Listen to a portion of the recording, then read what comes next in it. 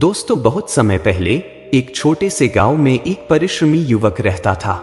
वह एक साधारण परिवार से था, लेकिन उसकी मेहनत और ईमानदारी की वजह से उसे गांव में बहुत इज्जत मिलती थी। उस युवक का नाम शिवराम था और उसकी शादी हाल ही में हुई थी। उसकी पत्नी सीता एक सुंदर और समझदार लड़की थी। दोनों की शादी को सिर्फ 2 महीने हुए थे कि एक दिन अचानक शिवराम की मौत हो गई।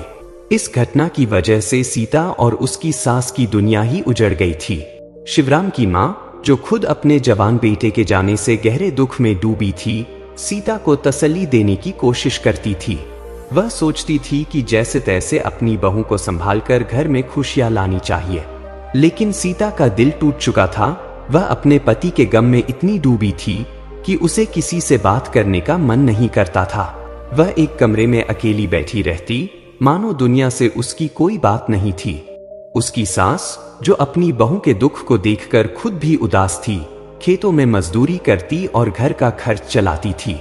लेकिन सीता के गम के आगे उसकी कोई कोशिश असर नहीं कर पा रही थी। कुछ दिन बाद उसी गांव में एक साधु का आगमन हुआ। साधु का नाम श्रीनाथ था और वह बहुत ही ज्ञानी और शांत स्वभाव के थे। उन्होंने गांव के पास एक छोटे से आश्रम में ठहरने का निश्चय किया। धीरे धीरे उनकी उपस्थिति की खबर पूरे गांव में फैल गई और लोग अपने जीवन के सवालों के समाधान के लिए उनके पास जाने लगे। सीता की सास भी श्रीनाथ के बारे में सुन चुकी थी। वह समझती थी कि अगर किसी तरह से साधु के पास जाकर अपनी बहू के दुख का इलाज पूछा जाए तो शायद उसका दुख दूर हो जाए।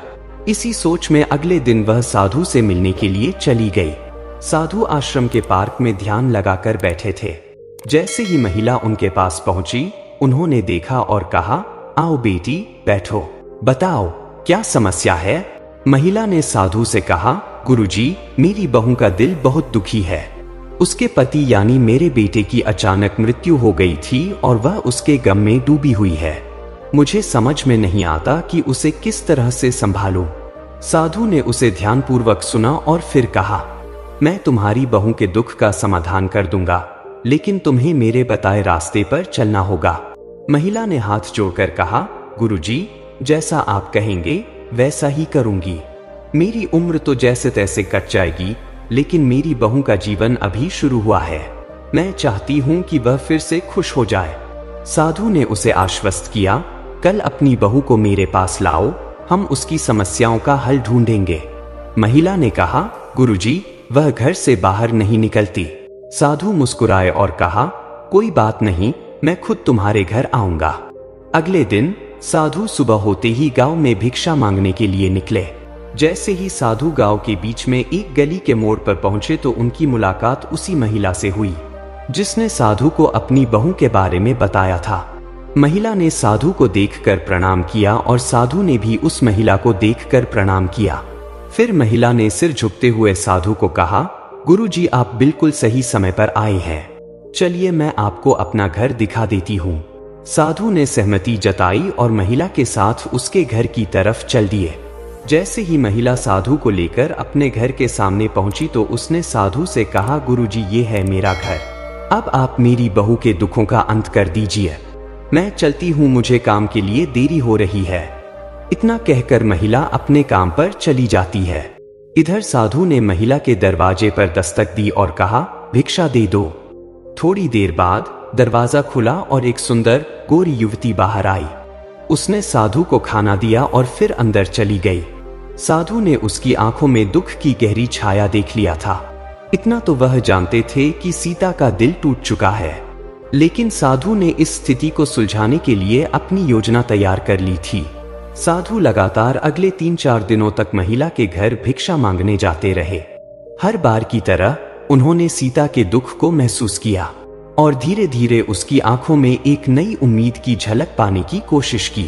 फिर 5वें दिन साधु ने हर बार की तरह दरवाजा खटखटाया और हर बार की तरह सीता साधु के लिए कुछ भोजन लेकर आई। लेकिन जैसे ही इस बार सीता भिक्षा देकर अंदर जाने वाली थी, तभी साधु ने उसको आवाज देकर रोका।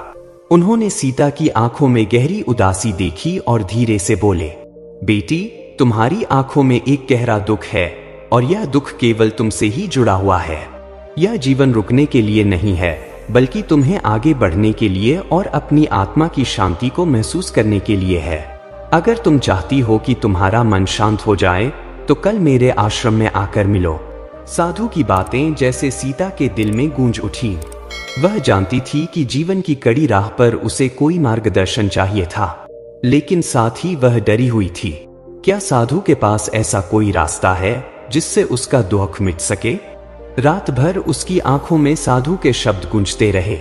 वह सोचने लगी कि क्या साधु का आश्रम सचमुच उसकी मदद कर सकता है। साधु की बातों ने सीता के मन में एक नई उम्मीद जगा दी। उसने तय किया कि वह अगले दिन साधु से मिलने जाएंगी। इस निर्णय ने उसे साहस और आत्मविश्वास दिया जो अब तक कहीं खो चुका था। वह यह जानने के लिए तैयार थी कि क्या साधु के पास वह समाधान है जो उसकी जिंदगी को फिर से एक नई दिशा दे सके। अगले दिन सुबह सीता अपने घर से निकल पड़ी। उसका दिल भारी था, लेकिन एक नई आशा और उम्मीद उसके कदमों में थी। साधु के आश्रम का रास्ता लंबा था, लेकिन आज वह बहुत ही शांतिपूर्वक और दृढ़ निश्चय के साथ कदम बढ़ा रही थी। वह जानती थी कि यह एक मोड़ है जो उसके जीवन को बदल सकता है।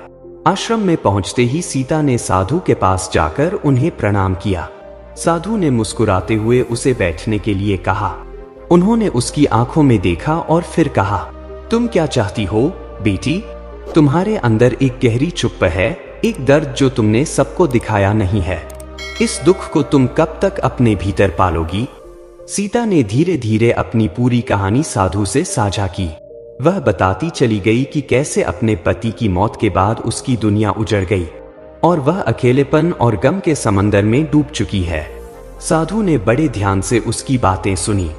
वह समझ गए थे कि सीता के मन में कई सवाल थे, लेकिन सबसे बड़ा सवाल था वह कैसे अपने दर्द और दुख से उबर सकेगी। साधु ने सीता को देखा और धीरे से कहा, तुम जितना चाहोगी तुम्हारा दुख उतना ही गहरा होता जाएगा।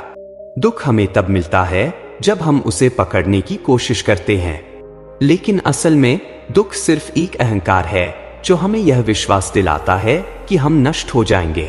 तुम जानती हो बेटी, सबसे बड़ी बात यह है कि तुम खुद से प्रेम करो। आत्म प्रेम वह चमत्कारी शक्ति है जो तुम्हारे सभी दुखों को दूर कर सकती है। सीता को अब यह समझ में आने लगा था कि वह अपने भीतर के आत्मविश्वास को कैसे पुनः जागृत कर सकती है। साधु के शब्द जैसे उसकी आत्मा में समा गए थे। साधु ने सीता को एक गहरी सांस लेने की सलाह दी और कहा, तुम्हारी आत्मा पहले से ही शांति में है, लेकिन तुम्हारा मन उसे नहीं देख पा रहा। तुम्हारे दुख का मुख्य कारण यह है कि तुम बाहरी संसार से इसे पूरा करने की कोशिश करती हो, जबकि असली शांति तुम्हारे भीतर ही है। जब तुम भीतर से शांति महसूस करोगी, तभी तुम्हारे सारे दुख बाहर से मिट जाएंगे। साधु ने उसे ध्यान की एक साधारण विधि सिखाई जिससे वह अपने भीतर की गहराई को जान सके। उन्होंने कहा, ध्यान से तुम्हें खुद से प्यार करने का अनुभव होगा। जब तुम अपने भीतर की आवाज को सुनोगी तो समझ पाओगी कि तुम्हारा दुख केवल तुम्हारे मन की रचना है, और जब तुम उसे छोड़ दोगी तो वह स्वयं समाप्त हो जाएगा। सीता ने साधु की बातों को गंभीरता से सुना। साथ ही सीता ने यह समझ लिया कि अब उसे अपनी जिंदगी के नए रास्ते पर चलने का समय आ चुका था। वह अपनी भावनाओं को समझने और उन्हें नियंत्रित करने का प्रयास करने लगी। इस प्रक्रिया में उसे समझ में आया कि दुख से मुक्त होने के लिए उसे खुद को स्वीकार करना होगा और फिर आत्म प्रेम से अपनी आत्मा की शांति को पुनः प्राप्त करना होगा। सीता की जिंदगी में अब एक नया मोड़ आ चुका था। वह धीरे धीरे अपने दुखों से बाहर निकलने लगी और साधु के द्वारा सिखाए गए मार्ग पर चलने लगी। उसने अपने भीतर की ताकत को पहचाना और आत्म प्रेम से अपने जीवन को एक नई दिशा दी। वह जान चुकी थी कि दुख एक स्थायी स्थिति नहीं है, बल्कि यह जीवन के एक छोटे से हिस्से की तरह है जो समय के साथ मिट सकता है। कुछ महीनों बाद सीता ने अपनी सास से भी यह बातें साझा की। उसकी सास ने भी साधु के मार्गदर्शन को अपनाया और दोनों ने मिलकर जीवन को एक नई दिशा दी। दोस्तों, इस तरह सीता ने अपने जीवन के सबसे कठिन समय से बाहर निकलते हुए आत्मज्ञान और शांति को पाया।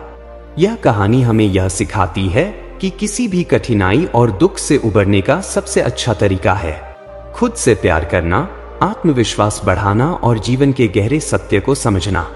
दुख हमेशा हमारे साथ नहीं रहता, यदि हम उसे सही नजरिए से देखें और अपने भीतर की शक्ति को पहचानें। दोस्तों, अगर आपको यह कहानी पसंद आई हो तो कृपया इसे लाइक और कमेंट करें। अपने दोस्तों के साथ शेयर करें ताकि और भी लोग इससे प्रेरित हो सकें।